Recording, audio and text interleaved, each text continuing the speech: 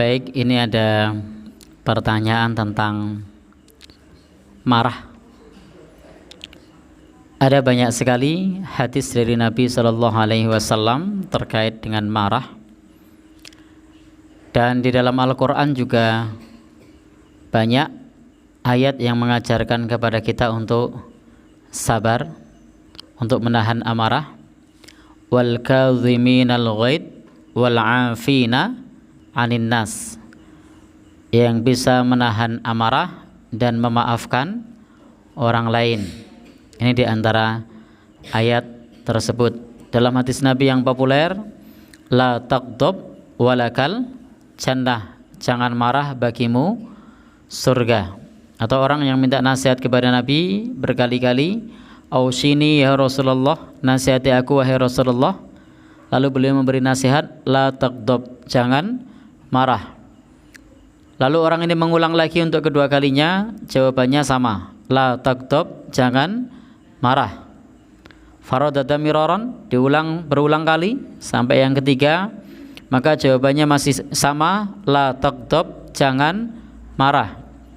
Menunjukkan bahwasanya salah satu di antara karakter yang diinginkan di dalam Islam itu adalah mengendalikan amarah, dan ini pahalanya besar.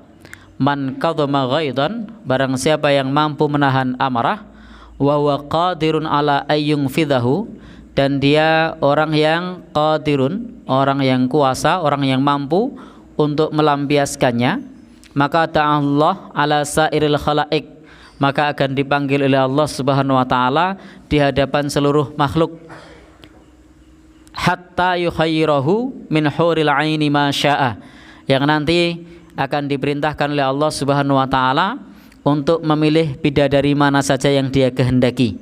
Itu di antara hadiah bagi orang yang sabar.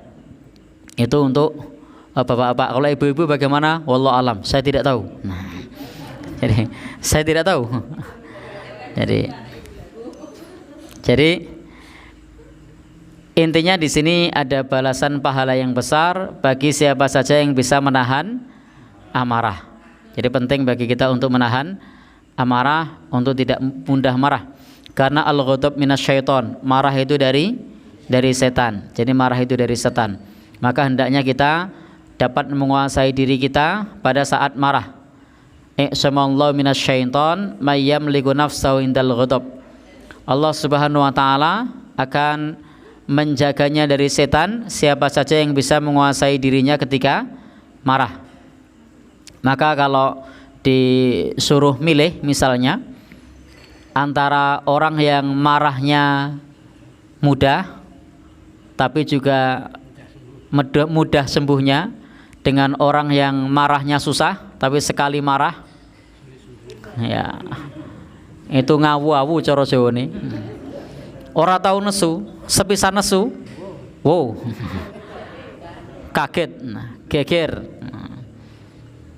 Maka ini tidak ada pilihannya, karena kedua-duanya adalah tercela.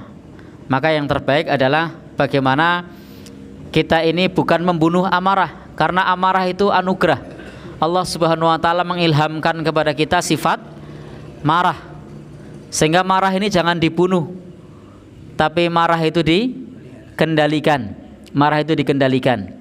Marah sesuai pada tempatnya. Justru kalau kita tidak bisa marah malah aneh, karena Allah Subhanahu wa taala memang membekali kita dengan sifat marah, karena ada saat-saat tertentu yang memang marah itu dibutuhkan. Itulah yang disebut dengan marah karena Allah Subhanahu wa taala.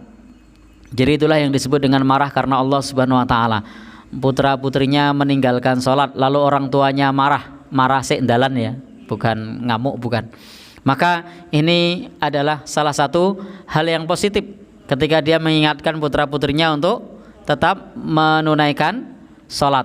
Atau seorang istri yang membangkang kepada suaminya sampai terjatuh kepada perbuatan dosa, maka suami wajib untuk marah, untuk mengingatkan. Nah, dan ini yang kita sebut bahwa marah itu untuk dikendalikan, ditempatkan pada porsinya. Maka yang terbaik itu adalah bukan yang tidak pernah marah, tapi yang terbaik adalah yang bisa marah pada tempatnya.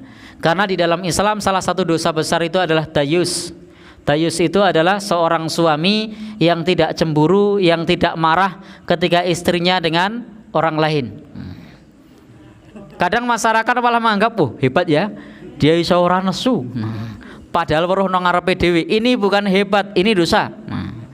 Jadi ini dosa. Ini bukan sabar, ini dosa. Jadi termasuk dosa itu adalah membiarkan istrinya berbuat maksiat, menyimpang atau dengan laki-laki lain. Sehingga kalau dia tidak marah itu malah tercela. Jadi kalau tidak marah itu tercela. Maka tidak pernah marah itu sesuatu yang tercela. Karena ada anjuran marah karena Allah Subhanahu wa taala. Sehingga kalau yang dimaksud adalah mana yang terbaik dari orang itu cepat marah tapi cepat sembuh, sulit marah tapi kemudian sembuhnya juga sulit, atau orang yang tidak pernah marah, maka jawabannya tidak ada pilihan. Karena Islam mengajarkan kepada kita untuk marah pada tempatnya. Jadi untuk marah pada tempatnya. Demikian untuk pembahasan dari pertanyaan terkait dengan marah. Sudah selayaknya bagi kita untuk mengendalikan amarah kita dan untuk menempatkan marah kita pada tempatnya. Menempatkan marah kita pada tempatnya dan sesuai dengan porsinya. Meskipun pada tempatnya itu porsinya harus sesuai. Tidak boleh meskipun pada tempatnya tapi porsinya tidak sesuai. Maka seorang suami yang marah kepada istrinya tidak boleh kemudian dia memukul wajahnya.